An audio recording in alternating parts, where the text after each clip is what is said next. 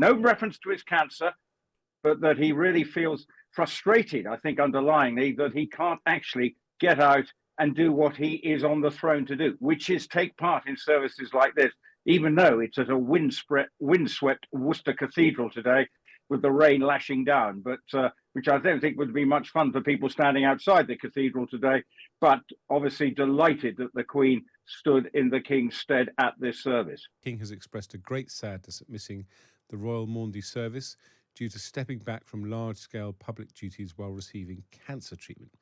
Instead, he pre-recorded an Easter message in which he has stressed the importance of care and friendship. Ladies and gentlemen, it is for me a great sadness that I cannot be with you all today. The Maundy Service has a very special place in my heart. It has its origin in the life of our Lord, who knelt before his disciples and, to their great surprise, washed their travel-weary feet.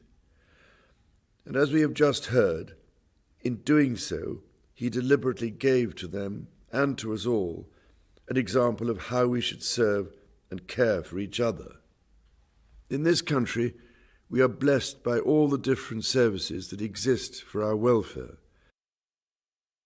Well, I hadn't realised that the Maundy service was happening at Worcester Cathedral, where the Bishop, John Inge, is a great friend of mine.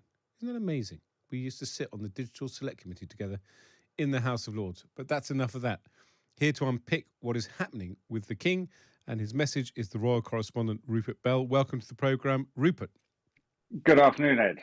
Tell us more about what the King said in his Easter message. We heard a short clip there, but what message was he trying to convey? Basically, the heart of it was really that he sees his role as serving, not to be served. He basically putting himself right out there. And you could also sense the frustration that he wasn't able to be part of this Maundy service, something that goes back in time. Okay, it's only been a relatively new addition, I suppose, less than a century, that members of the royal family have gone back out and performed the Maundy service. And today's service at Worcester, obviously with the Queen doing it, is setting a bit of a precedent as well. Normally it is the sovereign who hands out the special Maundy coins. And that, I think, is really what he's talking about. No reference to his cancer, but that he really feels frustrated, I think, underlyingly, that he can't actually get out and do what he is on the throne to do, which is take part in services like this, even though it's at a windswept Worcester Cathedral today with the rain lashing down, but which I don't think would be much fun for people standing outside the cathedral today, but obviously delighted that the Queen stood in the King's stead at this service.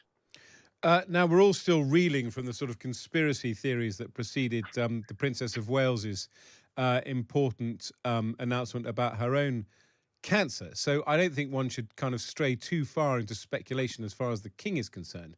But I had heard rumours that he might attend the church service on Sunday. Do you know if there's any plans at all for the King to make a public appearance in the near future? Well, that is, I think, definitely going to happen, barring something that should go wrong. The plan is to appear at St George's Chapel, which is a short walk from Windsor Castle, where they stay traditionally at Easter. So it's an easy for one for him to attend. And if you think back to Christmas, when we last saw the Princess of Wales, it's a semi sort of public, private family affair. So it seems quite logical for him to want to go to church on Easter Day. He is the head of the Anglican Church. So I think he sees that as a very important sort of role to play on the second most important day in the Christian calendar. So I think he's determined to attend. It can be kept, his sort of contact, I suppose, with other people to a minimum. But here, bearing in mind, he has been conducting audiences within the Buckingham Palace and having meetings and getting on as much as he can in normal. But as far as meeting the public, this will be the first sort of baby steps, I suppose it were, to be seen back in public. We have seen him walking to church to and from Sandringham in the early part of February, but nothing as high profile as this is what we're expecting to see on Sunday morning.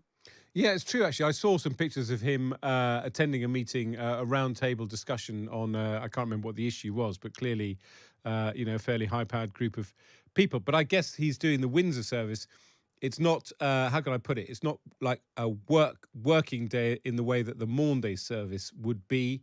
So it can be relatively stress-free and unstrenuous, but also give the public reassurance that he remains pretty much fit and well.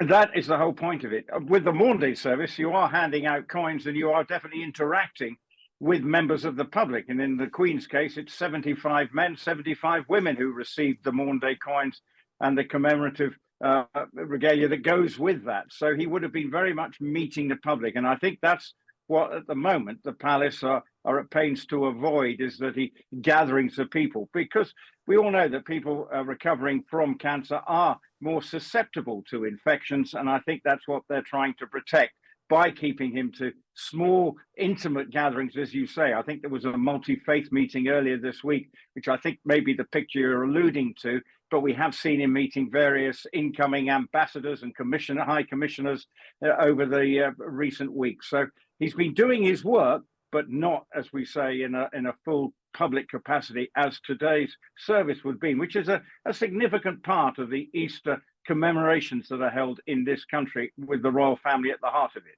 Brilliant. Well, it was indeed that multi-faith meeting I was alluding to. Thank you so much for coming on the show, Rupert Bell, the royal correspondent, to talk about the King's Easter message.